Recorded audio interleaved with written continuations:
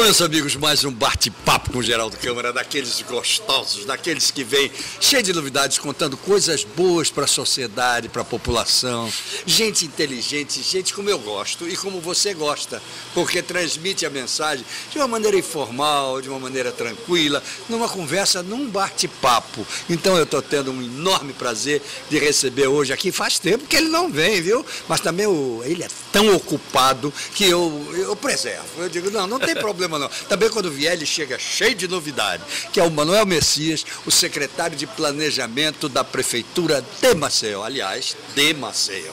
Tudo bem, Messias? Graças a Deus, tudo bem. Geraldo, é um prazer enorme poder voltar e bater sempre esse papo bacana, esse papo propositivo com você, que nos dá um espaço diferenciado, um espaço oportuno para a gente poder discutir coisas de interesse da cidade, de interesse da população, trazer novidades, dizer das nossas dificuldades, conclamar a população, na maioria das vezes, a ser parceira, a população, as instituições da prefeitura, para que possamos, na verdade, construir o ambiente e a atmosfera que permite os avanços. É verdade, é verdade. Se não for assim, não dá certo. Mas eu queria dizer a você o seguinte, eu não dou espaço, não. Quem dá espaço é o meu telespectador.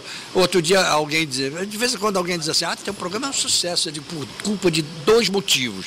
Quais são? Se um é o meu convidado. Quando o meu convidado é bom, o programa é bom. E outra é por você que fica assistindo. Que bom. Não é verdade? É verdade. Bom, e que ele quer e fica ávido em saber das coisas. Por exemplo, você é o secretário de Planejamento do município. Você sabe tudo que acontece, que aconteceu e pode vir a acontecer em realizações, etc., com todas as dificuldades que esse Brasil de economia baixa vem dando a vocês e, sobretudo, ao município. Me conta, Manuel, como é que estão as coisas? Você muito bem explana essa situação por que passa hoje o país, né? Num momento de crise econômica, de dificuldades de toda ordem, o ente município, né, na formatação aí, do modelo institucional brasileiro, acaba sendo o ente que mais sofre com toda essa dificuldade. É verdade. Porque é muito claro que a população, ela enxerga na esfera federal e na esfera estadual um símbolo muito forte, mas ela mora na cidade, ela tem o endereço, ela tem o CEP na cidade. A primeira porta a ser batida, a primeira tentativa de acolher as suas principais demandas é a porta municipal, é a porta do Executivo Municipal, é a porta da Câmara. É quem está na ponta. É quem está na ponta, é quem convive, como a gente costuma dizer, de modo paroquial com o dia a dia. Então, numa situação como essa, é óbvio que tudo fica muito mais difícil, mas nós temos que perseverar e trabalhar com afinco, principalmente nesses momentos, porque são nessas dificuldades que as grandes oportunidades aparecem, mas aparecem se a gente correr atrás delas. Pronto. Elas não caem do Você céu. chegou no ponto básico, é o correr atrás dela. Exatamente. Aí eu pergunto, como estão seus 2 pés? Pois é. Correndo muito? Muito, gastando muita sola de sapato e muita borracha de tênis, porque, na verdade, é essa a grande tarefa que os municípios brasileiros têm hoje, sobretudo os municípios pequenos, as capitais pequenas, que tem muitas demandas, que tem processos de planejamento postergados durante décadas e sempre num bate-papo é muito comum a gente ouvir. Isso acontece por falta de planejamento ou aconteceu muito comum. Não é comum? Muito. Fazer planejamento não é fácil. Não, mas eu diria até o seguinte, para aproveitar a sua deixa e você continuar, eu diria o seguinte, as secretarias de planejamento são as mais injustiçadas em todos os campos, no Poder Municipal, no Estadual, no Federal. Isso. Por quê? Porque são elas que fazem toda a base para que as outras apareçam na execução. É uma verdade. Em parte é isso, e em parte as estruturas de planejamento, em qualquer que seja a esfera governamental, ou em qualquer organização, Exato. até na organização privada. Perfeito. Né? elas são um pouco injustiçadas, não que nós sejamos aqui, porque o prefeito Rui Palmeira tem sido um prefeito diferenciado. Sim, mas não é ele. Não é ele. É a população que não consegue entender isso. Por quê? Porque a temporalidade do planejamento é diferente da temporalidade do urgente. Isso. O urgente, eu costumo usar muito essa brincadeira. Para muitos, é muito mais importante o buraco que está na porta da casa dele do que o buraco na camada de ozônio. É verdade. Os dois são buracos. É verdade. É verdade. Um exige um esforço gigantesco para ser resolvido e o outro, aparentemente, é só chegar lá e tapar. Então, para ele, aquilo que está no dia a dia na porta dele é o grande problema. Então, como conviver para fazer planejamento de médio e longo prazo e atender às demandas do dia a dia. Essa é a equação que não tem uma variável só. É verdade. Tem inúmeras incógnitas e todas elas são difíceis de serem realizadas. Em parte, essa é uma das questões e um dos DNA das áreas de planejamento. A outra questão importante é que tudo isso só pode virar realidade de modo concatenado e organizado, com integração entre as pastas. Essa é uma outra exigência aqui, e aí faz parte e uma grande do perfil do nosso prefeito, de agregar as pastas e procurar otimizar. Nos momentos de dificuldade, Geraldo, toda gota de suor tem que ser derramada muito bem e todo real gasto tem que ser gasto com a maior eficiência possível. Então, essa lógica, ela precisa estar na cabeça do administrador e do gestor público. Não tenha dúvida. Porque, caso contrário, você pode, apesar da urgência demonstrada em determinada situação, você gastar um recurso que, aparentemente, ele está bem colocado, mas ele podia ter uma outra destinação que resolve não só aquele problema, mas outros associados. Então, essa é uma maneira, de modo organizado e estratégico, de se enfrentar as dificuldades. Essa palavra é uma palavra que está muito usada na atualidade, né? Planejamento estratégico, mas nada mais é do que a eficientização do gasto público. É organização. Organização, com controle, com monitoramento. A prefeitura, apesar de todas as dificuldades, tem investido nisso. E a gente tem olhado para a cidade, e isso o nosso prefeito tem tido essa grandeza de olhar para a cidade, não apenas no recorte da sua gestão, mas em ter projetos de cidade, projetos que ultrapassarão 1, 2, 3 gestões, olhar na frente. Porque se ninguém fizer isso, ninguém dá o primeiro passo. Isso é planejamento. Isso é planejamento. Muito bem. Agora, o que eu acho, e até corroborando tudo que você disse, é que cada vez mais é preciso explicar à sociedade como é que funciona o planejamento, quais são as dificuldades que o planejamento tem para que determinadas coisas planejadas elas sigam adiante, né? A questão do dinheiro público, onde ele está. Nós vivemos um momento hoje onde cadê o recurso? Você tem toda a razão. E há uma crise de credibilidade. De credibilidade. A crise de credibilidade, ela é horrível, ela é muito hostil, porque ela nivela por baixo a todos, né? E é importante que fique muito claro. A credibilidade do setor público, da classe política, ela é uma realidade nacional, mas é exatamente nesse ambiente que se sobressaem as boas práticas de gestão.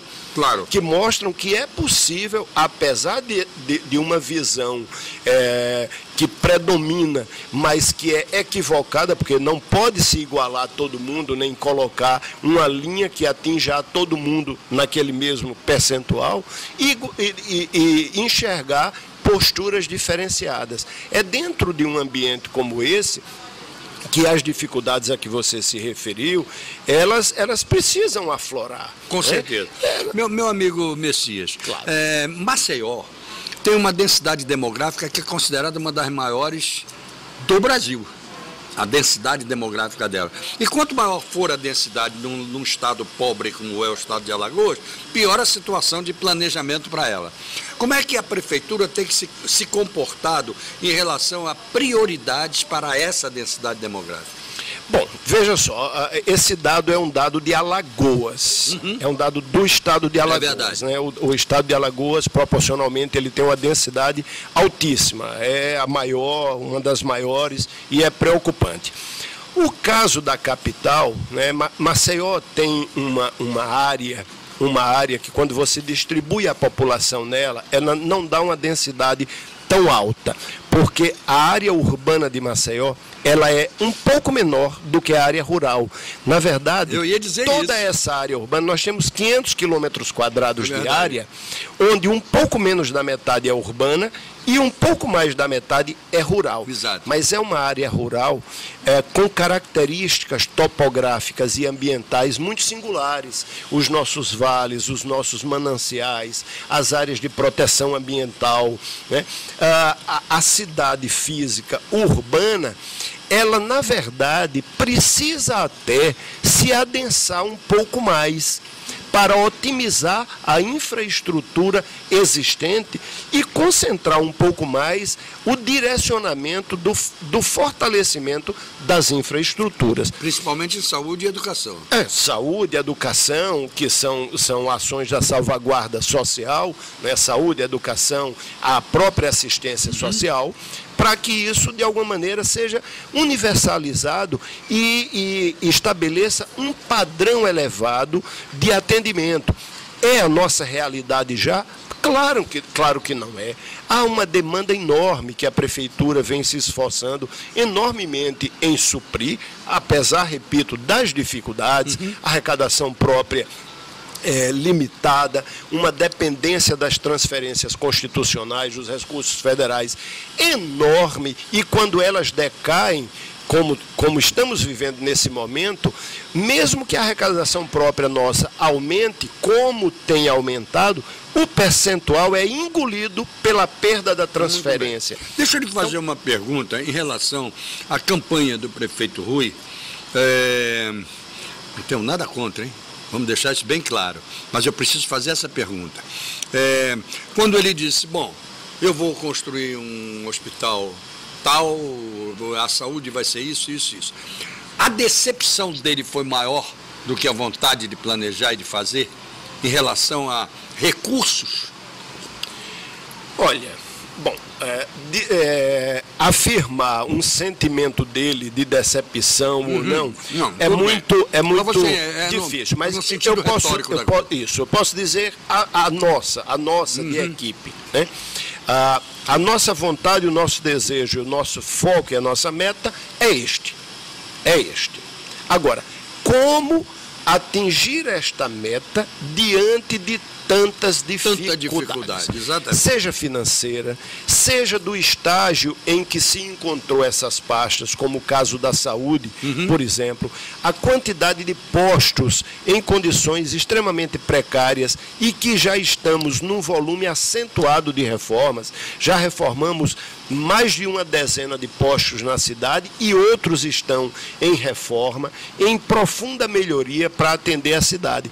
Então, é um misto, eu não sei se a palavra mais adequada é decepção ou frustração, mas é uma reafirmação, aí é onde está, é uma reafirmação da necessidade do que foi prometido. Então, isso está muito claro, o prefeito tem se comportado dessa maneira e tem transmitido isso para a equipe. Nós temos reuniões sistemáticas de avaliação do trabalho das pastas e a gente procura a cada ano, nos ciclos orçamentários, elaboração de LDO, elaboração da lei orçamentária anual para o ano vindouro, como estamos agora no processo de elaboração e de discussão com a sociedade da LOA, que é a lei orçamentária anual de 2016, de alguma maneira, apesar das limitações, manter essas pastas com um orçamento